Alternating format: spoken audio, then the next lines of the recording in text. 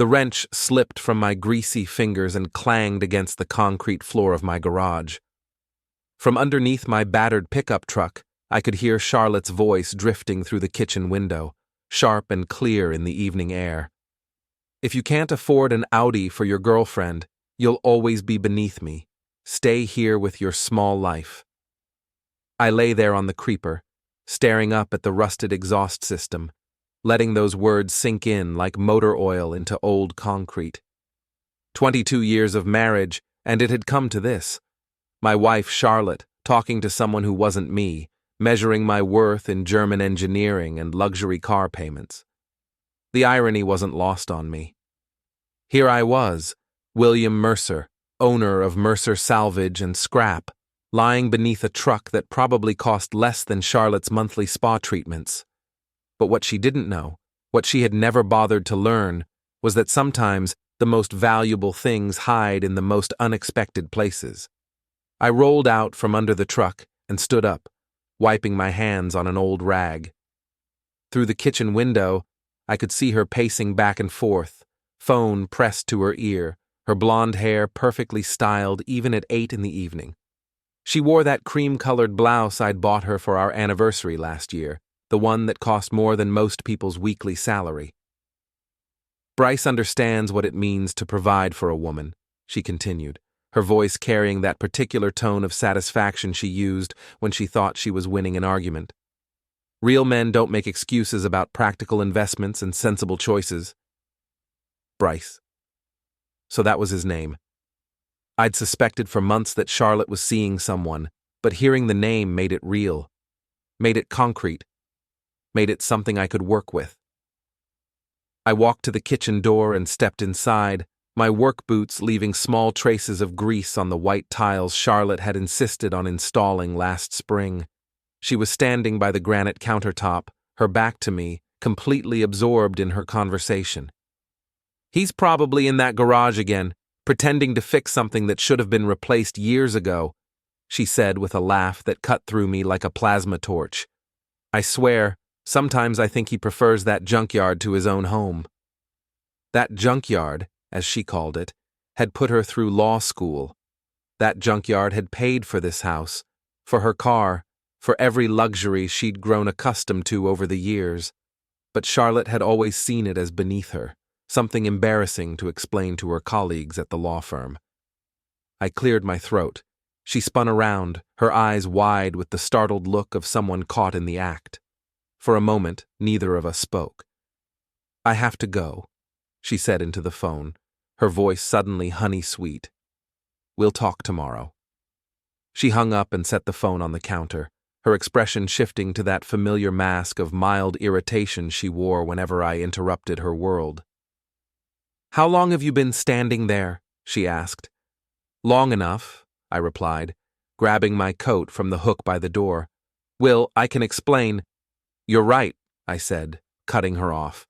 The words came out calm and measured, which seemed to surprise her more than if I'd started yelling. "You're absolutely right." I headed for the door, my coat in hand. "Where are you going?" she called after me. I paused at the threshold, looking back at her.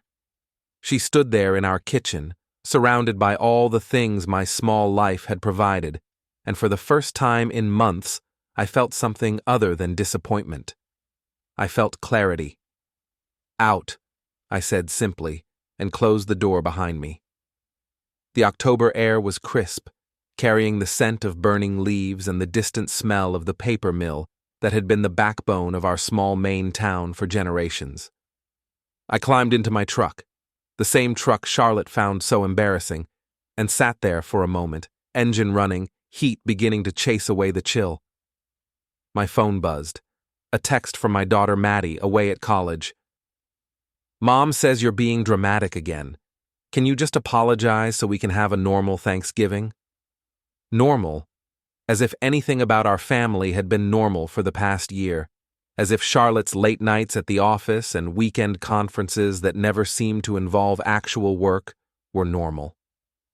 As if the way she looked at me, like I was something she'd stepped in, was normal. I drove through the familiar streets of our neighborhood, past the houses where I'd grown up, where I'd built my business from nothing, where I'd thought I'd spend the rest of my life. The streetlights cast long shadows through the bare branches of oak trees that had been saplings when Charlotte and I first moved here. At the end of Maple Street, I pulled into the parking lot of the Dockyard, the local bar where half the town went to forget their troubles. Through the large front windows, I could see the usual crowd of regulars nursing their drinks and watching the game on the mounted television. But I wasn't here for a drink. I was here because of what I'd overheard Charlotte say earlier in the conversation, before the part about Audis and small lives. She'd mentioned meeting someone at the Dockyard at 9 o'clock. She'd mentioned bringing champagne. I checked my watch, 8:45. I parked across the street in the shadow of an old maple tree and waited.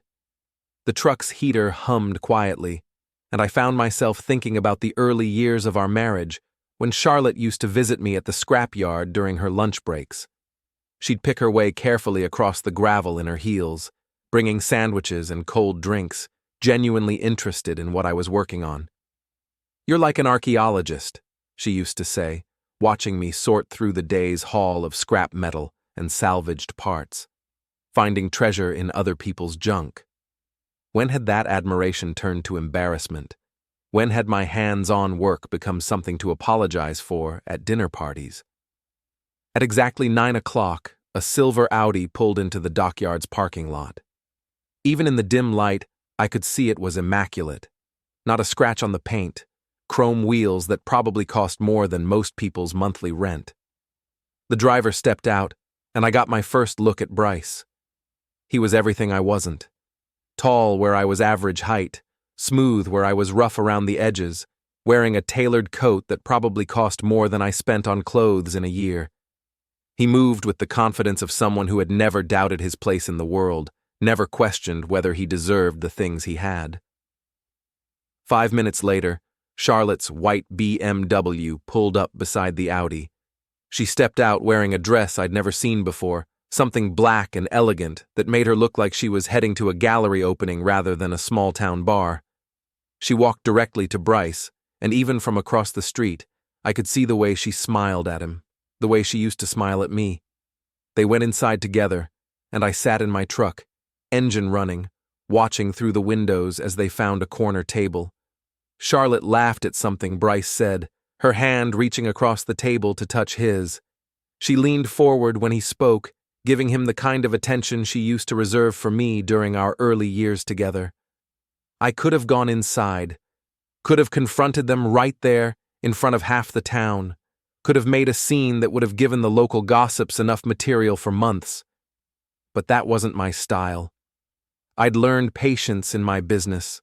Sometimes the best parts were buried deep, and you had to dig carefully to get to them without damaging what you were looking for. Instead, I pulled out my phone and took a few pictures through the window. Not for evidence. I wasn't planning to hire a private investigator or start divorce proceedings. Not yet. But information was like scrap metal. You never knew when it might become valuable. As I was putting my phone away, I noticed something that made me smile for the first time in weeks. Bryce had left his Audi unlocked. The interior light was still on, and I could see his phone sitting on the passenger seat.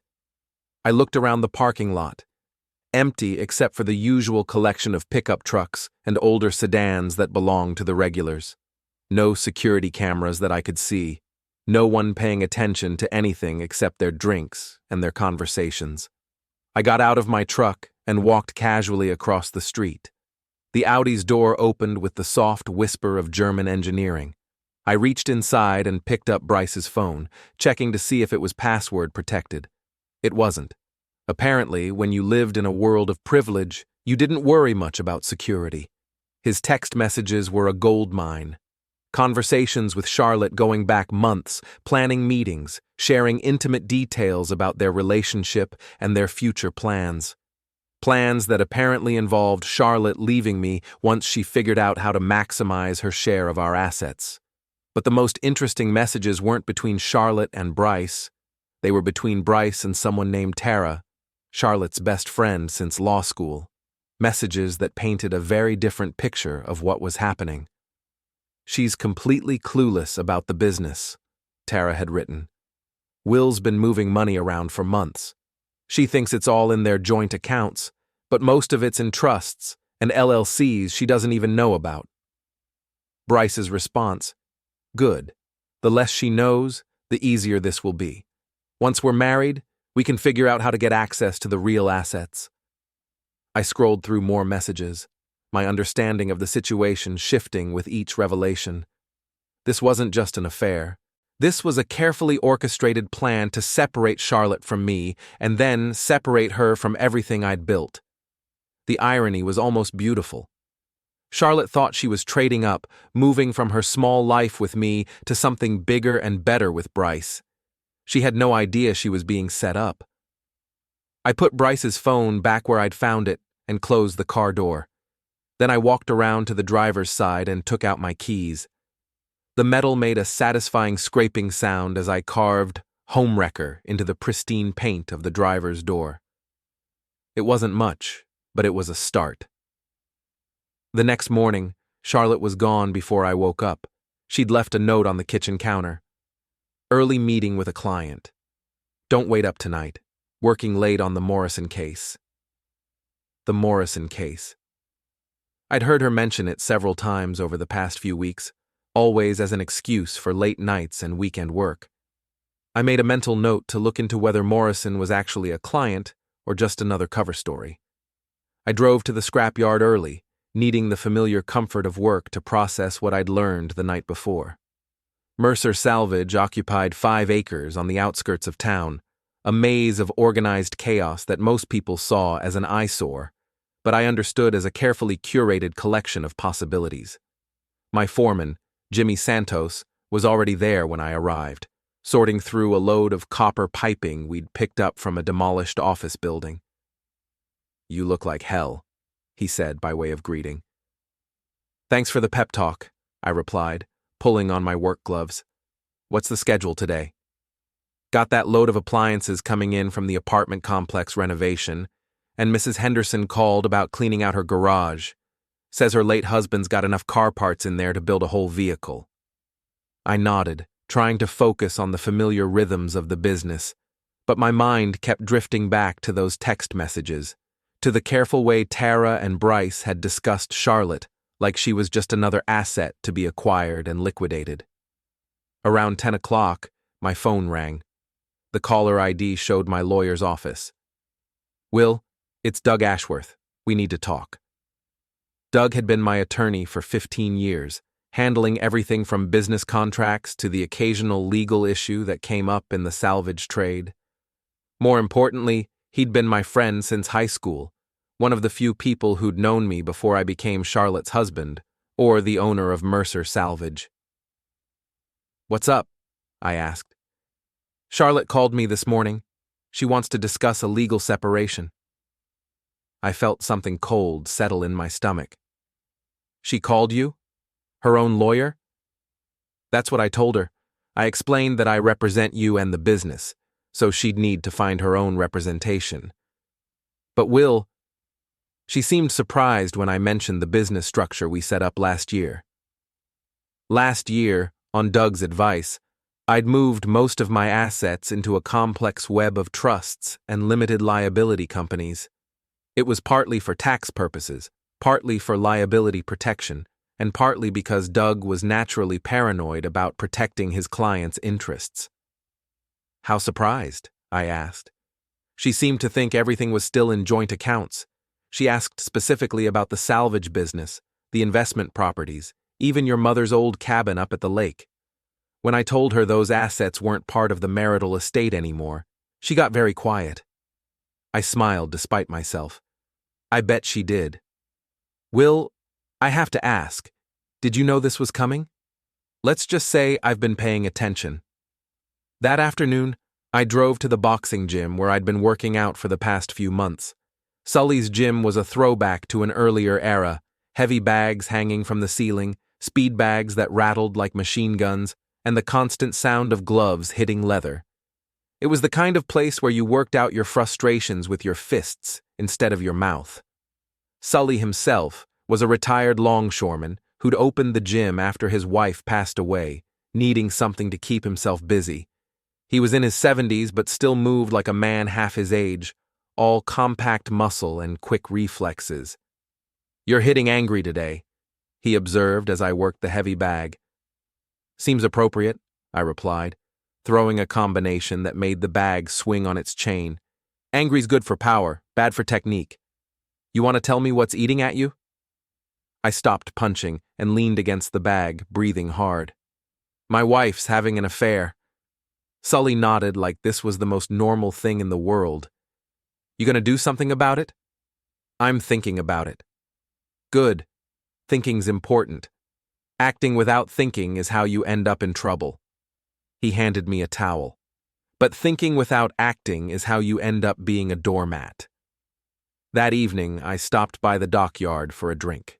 The place was busier than it had been the night before, filled with the after-work crowd of construction workers, mill employees, and small business owners who formed the backbone of our town's economy. I was sitting at the bar, nursing a beer and listening to the conversations around me, when I heard someone mention Bryce's Audi. "Saw it this morning," one of the regulars was saying. "Somebody keyed the hell out of the driver's side, wrote home wrecker right across the door." "No kidding," his companion replied. "Think it was the husband?" "Probably. Can't say I blame him. That guy's been sniffing around other men's wives since he moved to town." I kept my expression neutral and continued drinking my beer, but inside, I felt a small surge of satisfaction. The message was getting out there, spreading through the informal network of gossip that connected every small town. My phone buzzed with a text from Charlotte. "Working late again. Don't wait up." I finished my beer and drove home to our empty house. In Charlotte's study, I found her laptop still open on her desk. She'd always been careless about computer security, trusting that I had no interest in her legal work. She was right. I didn't care about her legal work. But I was very interested in her personal communications. Her email account was still logged in, and it didn't take long to find what I was looking for. Months of correspondence with Bryce, planning their relationship, discussing their future together, and, most interestingly, coordinating with Tara about the best way to handle the Will situation. One email from Tara particularly caught my attention. "The key is to make him think the divorce is his idea. Men like Will have too much pride to fight for something they think they've already lost. Once he's convinced you're better off without him, he'll practically hand over the assets just to preserve his dignity." Another email, this one from Bryce to Charlotte. "Tara's right about the psychology, but we still need to be careful about the business assets. I've been doing some research on salvage operations, and there's more money there than you might think. We need to make sure we understand the full scope before we make any moves." I printed out the most relevant emails and put them in a folder. Then I cleared the browser history and closed the laptop, leaving everything exactly as I'd found it. Over the next few days, I began to notice things I'd been too trusting to see before. The way Charlotte's schedule had become increasingly unpredictable. The new clothes that appeared in her closet. The way she'd started going to the gym more often, claiming she needed to stay in shape for her demanding career. I also started paying more attention to Tara's visits to our house. She'd been coming by more frequently over the past few months, always with some excuse about needing Charlotte's advice on a legal matter or wanting to borrow something. But now I noticed how her eyes moved around our home, cataloging our possessions, asking casual questions about the business. "Will's done so well with that scrapyard," she'd say to Charlotte while I was in earshot. "I bet he could retire early if he wanted to." "Oh, he'd never retire," Charlotte would reply. "He loves that place more than anything." The casual cruelty of that statement hit me harder than it should have. Because it wasn't entirely wrong, I did love the salvage business. But what Charlotte had never understood was that I'd built it for us, for our family, for the life we were supposed to have together. On Friday afternoon, I was in my office at the scrapyard when Detective Grace Martinez stopped by. Grace and I had gone to high school together, and she'd become one of the few local cops who understood that salvage operations weren't just fronts for criminal activity. Got a complaint about vandalism, she said, settling into the chair across from my desk. Expensive car got keyed in the dockyard parking lot earlier this week. That's a shame, I said. People have no respect for other people's property. Grace smiled. Funny thing is, the owner, guy named Bryce Randall, seems to think it might be personal. Says he's been having some trouble with a local businessman. Can't imagine why anyone would have a problem with him. He seems like such an upstanding citizen. Will, we've known each other a long time, so I'm going to give you some free advice. Whatever you're thinking about doing, make sure you're thinking with your head and not your heart. After Grace left, I sat in my office and considered her warning. She was right, of course. Acting out of anger would only get me in trouble, but acting out of cold, calculated planning, that was something different entirely. I picked up my phone and called Doug Ashworth. I need to accelerate some of those asset transfers we discussed, I said. How fast are we talking? How fast can you make it happen legally? Give me a week, maybe less if you're flexible about the details. I'm flexible. Just make sure it's bulletproof. That weekend, Charlotte announced she was going to a legal conference in Portland. She'd be gone Saturday and Sunday, staying at a hotel near the convention center. You could come with me, she said, though her tone suggested this was the last thing she wanted. Make a weekend of it. I've got too much work to catch up on, I replied. You go ahead and enjoy yourself. Saturday morning, after Charlotte left, I drove to the lake cabin that had been in my family for 3 generations. My grandfather had built it in the 1940s, and my father had maintained it until his passing 5 years earlier. It sat on 20 acres of wooded land, completely private, accessible only by a winding dirt road that most people couldn't find without detailed directions. I spent the day cleaning and preparing the cabin, making sure the generator was working, checking the water system, stocking the pantry with non-perishable food. I wasn't sure yet how I'd use this place in my plans, but I wanted it ready for whatever came next. On Sunday evening, Charlotte returned from her conference full of stories about networking opportunities and continuing education seminars. She seemed relaxed and happy in a way I hadn't seen for months. How was your weekend? She asked as she unpacked her suitcase. Productive, I said. Very productive. Monday morning brought the first phase of my plan into motion. Doug called to confirm that the asset transfers were complete. Everything that mattered was now held in trusts that Charlotte had no legal claim to. The house, the business, the investment properties, even my collection of vintage car parts that she'd always dismissed as junk. She's going to be furious when she finds out, Doug warned. She's going to be furious anyway, I replied. At least this way, I control the timing.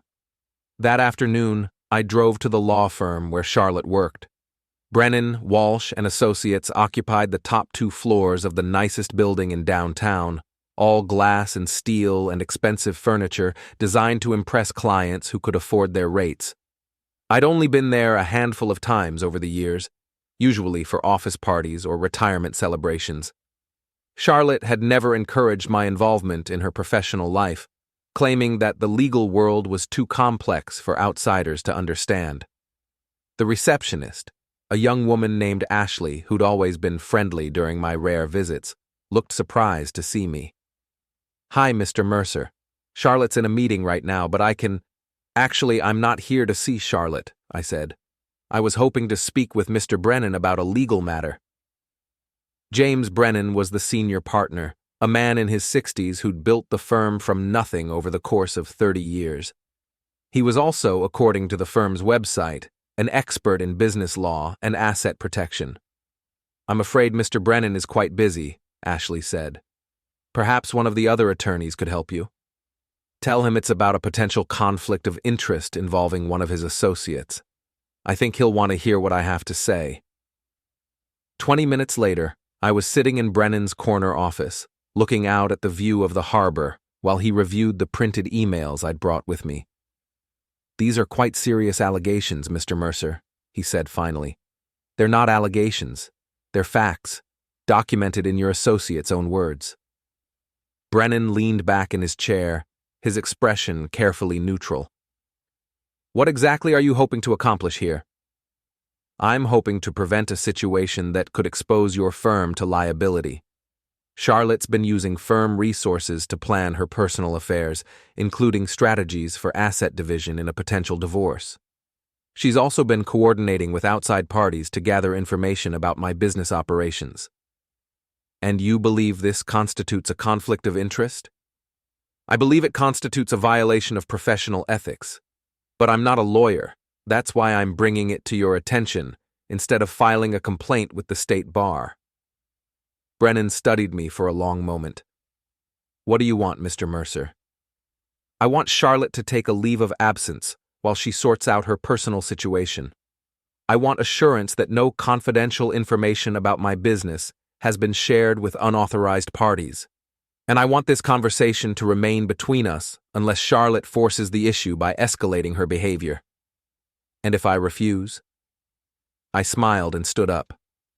Then I guess we'll see how the state bar feels about lawyers who use their professional positions to facilitate personal vendettas. The next morning, Charlotte called me from the office, her voice tight with barely controlled anger. What did you do? She demanded. I have no idea what you're talking about. Brennan called me into his office this morning. He says I need to take a leave of absence to deal with personal issues. He says there are concerns about conflicts of interest. Maybe you should have thought about that before you started mixing business with pleasure. You did this. I don't know how, but you did this.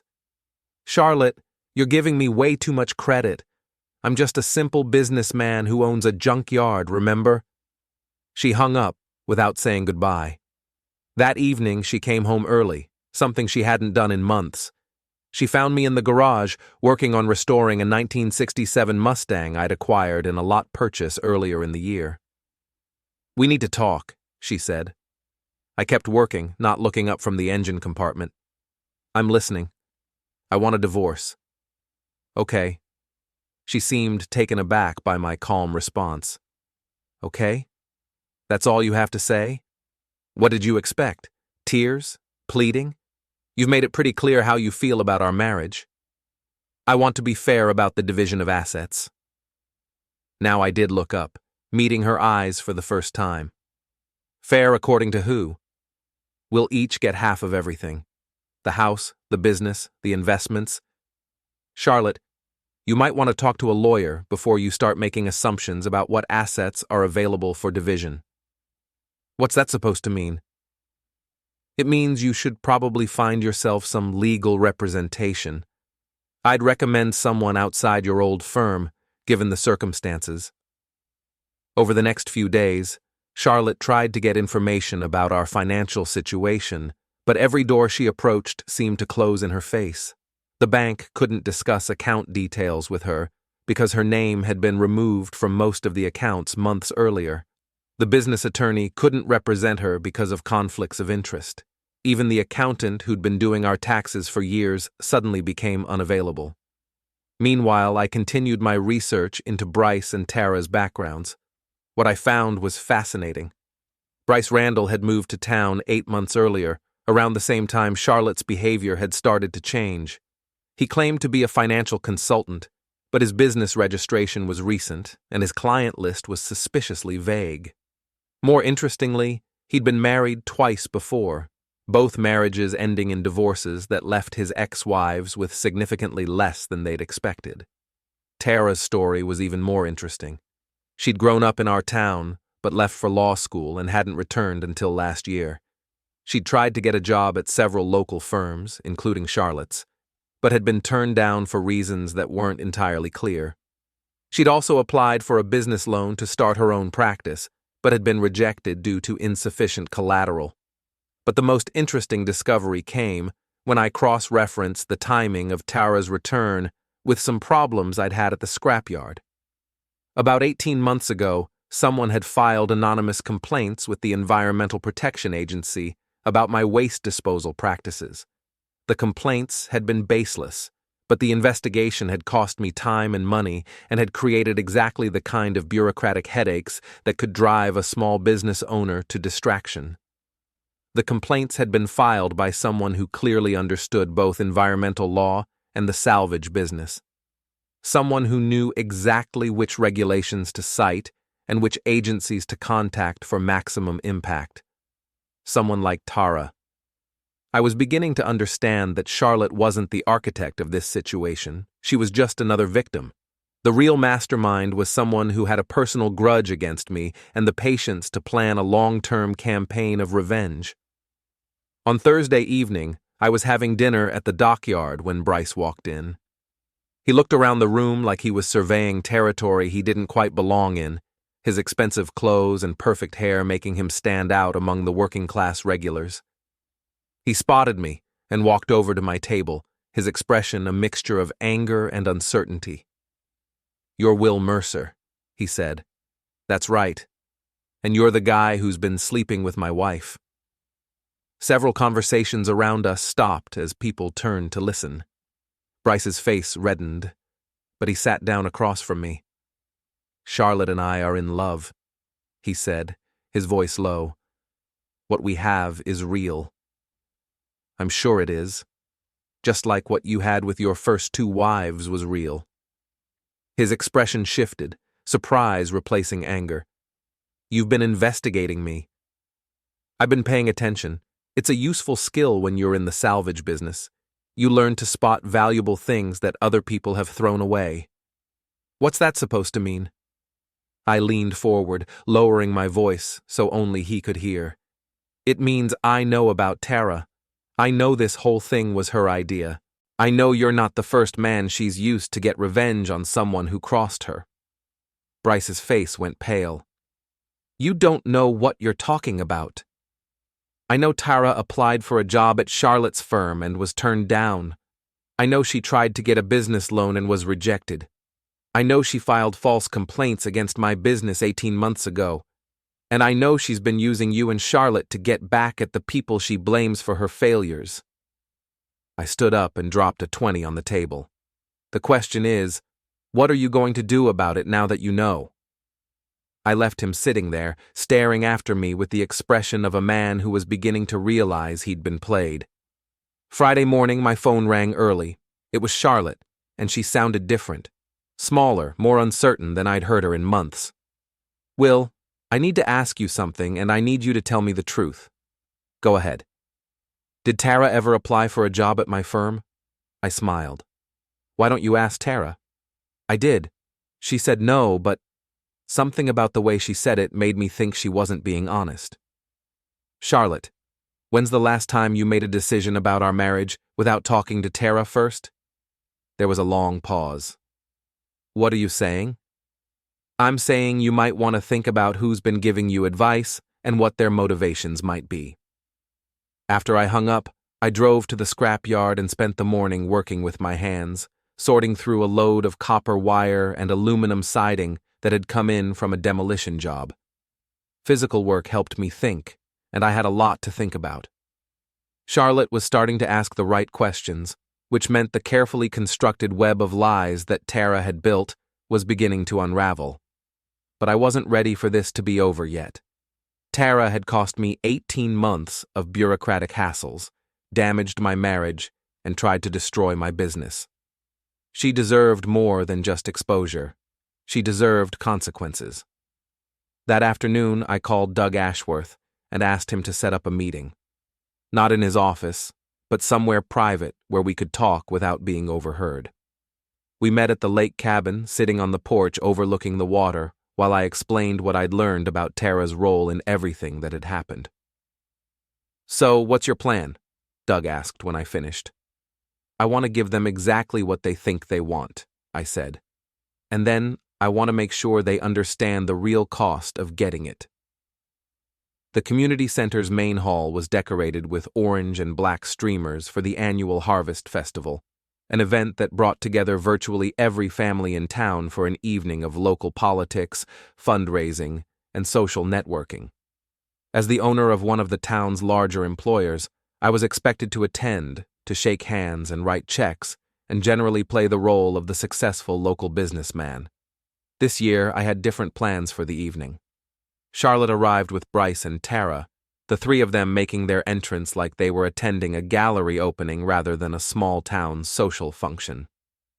Charlotte wore a new dress, something black and sophisticated that probably cost more than most of the attendees made in a week.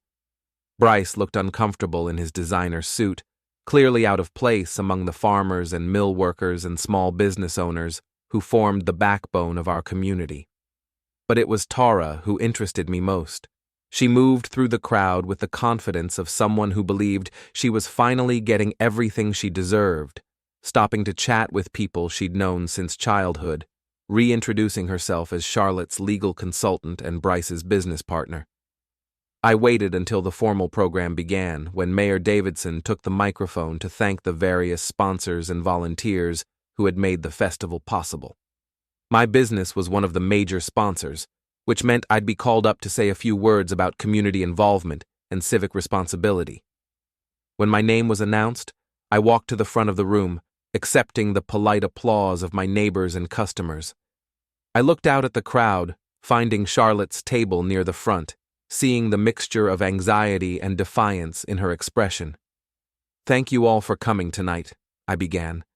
"The Harvest Festival has always been one of my favorite events because it reminds us what makes a community strong. Trust, honesty, people looking out for each other." I paused, letting my eyes move across the room, making contact with faces I'd known for years. Unfortunately, not everyone shares those values. Some people see a close-knit community as an opportunity to take advantage of trust, to manipulate relationships for personal gain, to destroy what others have built. The room was getting quieter, people sensing that this wasn't going to be the usual Chamber of Commerce speech. Over the past 18 months, someone has been conducting a systematic campaign to damage my business and destroy my marriage. They filed false complaints with government agencies. They manipulated personal relationships. They used information obtained through deception to plan what they thought would be the perfect crime. Charlotte's face had gone white. Bryce was looking around the room like he wanted to find an exit, but Tara was staring directly at me, her expression unreadable. The good news is that when you build something with honest work and treat people fairly, you develop resources that manipulators don't expect. Friends who warn you when something doesn't seem right. Lawyers who structure your affairs to protect against exactly this kind of attack. Business relationships based on mutual respect rather than exploitation. I reached into my jacket and pulled out a folder of documents. So tonight, I want to thank the people who tried to destroy everything I've worked for. Because in forcing me to protect myself, they helped me realize just how much I actually have to protect. I opened the folder and began reading from the documents inside. Mercer Salvage and Scrap. Annual revenue, $2.3 million. Mercer Investment Properties, current value, $4.1 million. Mercer Family Trust, assets including 847 acres of waterfront property, mineral rights, and business holdings, valued at approximately $12 million. The room was completely silent now. Even the staff had stopped moving around. All of it protected in legal structures that were established months before anyone filed for divorce. All of it documented and verified by independent auditors. All of it completely outside the reach of anyone who thought they could manipulate their way into a fortune. I closed the folder and looked directly at Tara. The really beautiful part is that under Maine law, anyone who enters a marriage for the purpose of defrauding a spouse can be held liable for damages, and anyone who assists in such a scheme can be charged as an accessory. Tara stood up abruptly, her chair scraping against the floor. "This is ridiculous. You can't prove any of this." "Actually, I can." I pulled out a second folder. Email records, text messages, financial documents showing the coordination between you and Bryce going back to before he ever met my wife. Phone records showing that you contacted him before he moved to town, not after. Bryce was on his feet now too, his face red with anger or embarrassment. "You're insane. Charlotte came to me, not the other way around." Charlotte came to you because Tara told her to, just like she told her to start questioning our marriage. Just like she told her to start gathering information about my business affairs. I looked at Charlotte, who seemed frozen in her chair. Just like she told her that I was holding her back from the life she deserved.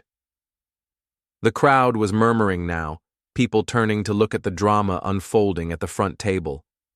I could see phones being raised, people recording what was happening. The truth is, none of this was ever about Charlotte or our marriage. It was about revenge.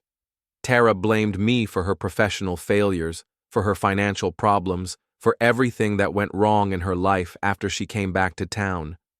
So she decided to destroy mine.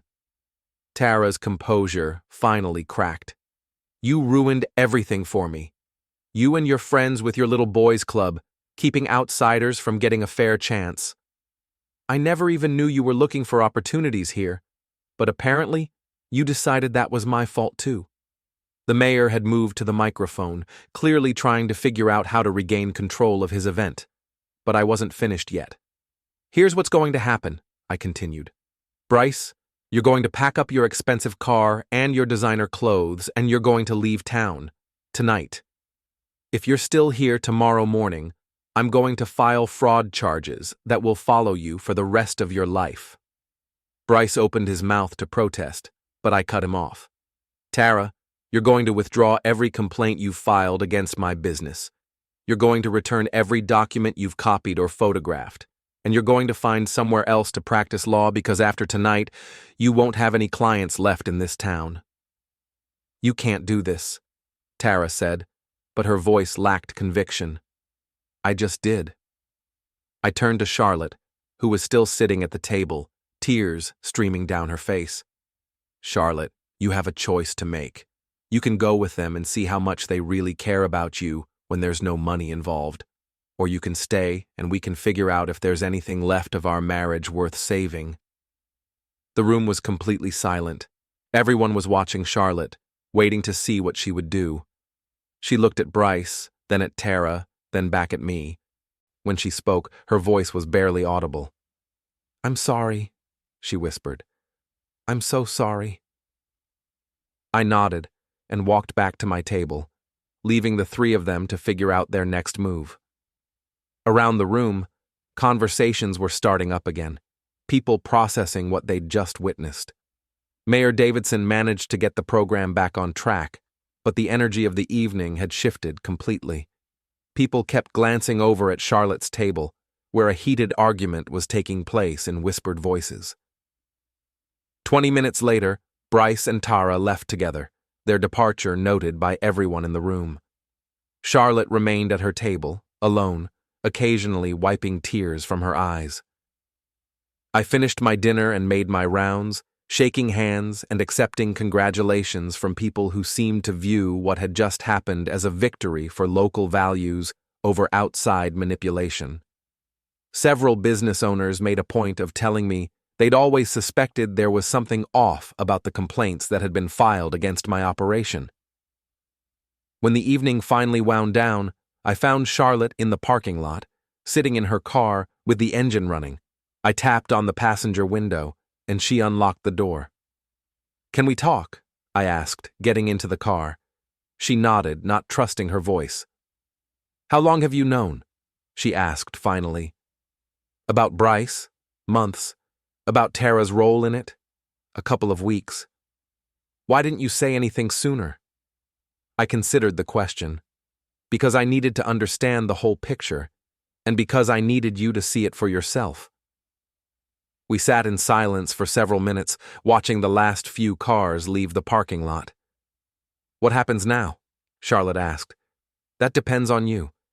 Do you want to try to fix this, or do you want to walk away? I don't know if it can be fixed. Neither do I, but we won't know unless we try. Charlotte turned to look at me, her eyes red from crying. I've been such a fool. We've both made mistakes. The question is whether we can learn from them. She nodded slowly. I'd like to try. Then let's go home and start figuring out how to do that. 3 weeks later, Charlotte and I were sitting across from each other at the kitchen table, a stack of legal documents between us. Doug Ashworth had drawn up a post-nuptial agreement that would govern our relationship going forward, assuming we decided to stay married. "This gives you a lot of protection," Charlotte said, reviewing the terms. "If I ever try to leave again, I walk away with almost nothing." "That's the point," I replied. "Trust has to be rebuilt, and that takes time. This just makes sure we both understand the stakes." Charlotte signed the documents without hesitation. Whatever spell Tara and Bryce had cast over her seemed to be completely broken. Bryce had left town the night of the Harvest Festival, just as I'd demanded. According to the local gossip network, he'd packed his Audi and driven away without even going back to his apartment for his belongings. The landlord had found the place empty, except for some expensive furniture that Bryce apparently decided wasn't worth the trouble of moving. Tara had tried to tough it out for a few days, but the social pressure in a small town can be overwhelming when everyone knows you've been exposed as a manipulator. She'd withdrawn her complaints against my business, as promised, and had quietly closed her law practice and moved away. I'd heard she was working for a firm in Boston, but I didn't really care where she went as long as it was far from here. The real surprise had come from Maddie, our daughter. When she'd heard about what had happened, she'd driven up from college to talk to both of us. "I can't believe I fell for Tara's act," she said over dinner at the house. "She was always asking me questions about Dad's business, about your marriage, about everything. I thought she was just being friendly." "She's very good at manipulation," Charlotte said. "She had me convinced that I was trapped in a small life, that I deserved better than what I had." "Do you still feel that way?" Maddie asked. Charlotte looked around our kitchen, at the house that my work had paid for, at the life we'd built together over more than 2 decades. "I feel like I almost threw away everything that actually mattered for the promise of something that was never real," she said. "The rebuilding process wasn't easy. Charlotte had to earn back not just my trust, but the respect of our community. People in small towns have long memories, and her public humiliation at the Harvest Festival had become the kind of story that gets told and retold for years. But she worked at it. She took a job with a different law firm, one that specialized in helping working families with legal problems rather than serving wealthy clients. She started volunteering at the community center, helping with literacy programs and legal aid clinics. She made an effort to understand my business, even coming to the scrapyard occasionally to see what I was working on. "You know," she said one afternoon, watching me sort through a load of vintage car parts, "Tara was right about one thing. You are like an archaeologist. You find value in things that other people have given up on." "Is that what I'm doing with our marriage?" I asked. She smiled, the first genuinely happy smile I'd seen from her in months. "I hope so." The financial revelations from the Harvest Festival had created their own set of complications. People in town suddenly saw me differently, not just as the guy who owned the scrapyard, but as someone with serious wealth. I started getting calls from investment advisors and insurance salesmen and people who wanted to sell me everything from luxury cars to vacation properties. "You could retire tomorrow if you wanted to," Doug pointed out during one of our regular meetings. "Sell the business, move somewhere warm, live off the investments." "And do what all day?" I asked. "Play golf?" I'd be bored out of my mind within a month. The truth was, I liked my work. I liked the puzzle of figuring out what was valuable in a load of scrap. I liked the physical nature of the job, the way it kept me connected to the real world instead of floating around in abstractions. And I liked being part of a community where people knew me and depended on me. 6 months after the Harvest Festival, Charlotte and I took a vacation together for the first time in years. We drove up to the lake cabin and spent a long weekend just talking, walking in the woods, and rediscovering what we'd liked about each other in the beginning. "I keep thinking about what Tara said," Charlotte told me as we sat on the porch watching the sunset. "About small lives and staying beneath other people. I think I spent so many years worrying about what other people had that I forgot to appreciate what we had. Money doesn't make you a better person, I said. It just gives you more options. Some of them good, some of them bad. What are you going to do with it? The money, I mean. I'd been thinking about that question for months. I want to set up a foundation, help local kids go to college, support small businesses, maybe fund some community projects. This town has been good to me.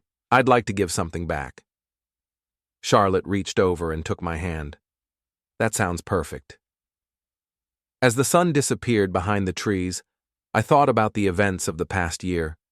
Tara's scheme had nearly destroyed my marriage and my peace of mind, but in the end, it had also forced me to take stock of what I really valued. It had shown me that Charlotte could be manipulated, but also that she was capable of recognizing her mistakes and working to correct them.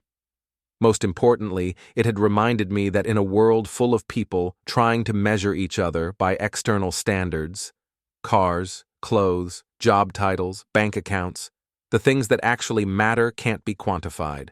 Trust, loyalty, genuine connection, the satisfaction of building something with your own hands, these are the real measures of a life well lived. Will, Charlotte said, breaking into my thoughts. Yeah?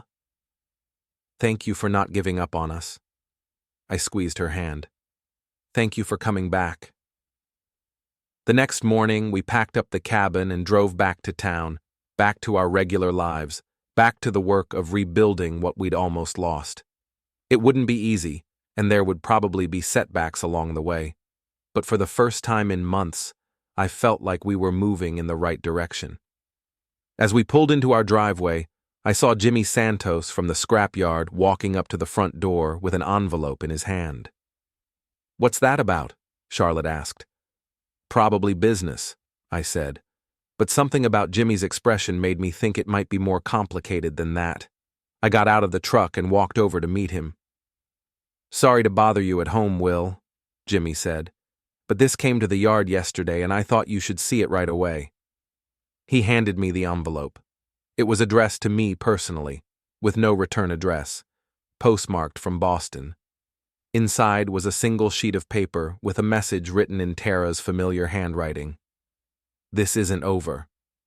I showed the note to Charlotte, who read it with a frown. What do you think she means? She asked. I folded the paper and put it back in the envelope. I think she means exactly what she says, but we'll deal with whatever comes next when it gets here. Aren't you worried? I looked at our house, at the town where I'd built my life and my business, at the woman who'd almost left me but had chosen to stay. Then I looked at the note again. No, I said finally. I'm not worried. We know who we're dealing with now, and we know what we're fighting for. I walked over to the trash can and dropped the envelope inside. Whatever Tara was planning, whatever new scheme she was cooking up in Boston, I was ready for it. Because I'd learned something important over the past year. When you stop measuring your life by other people's standards and start focusing on what actually matters, you become a lot harder to manipulate. And that was a lesson worth more than any Audi.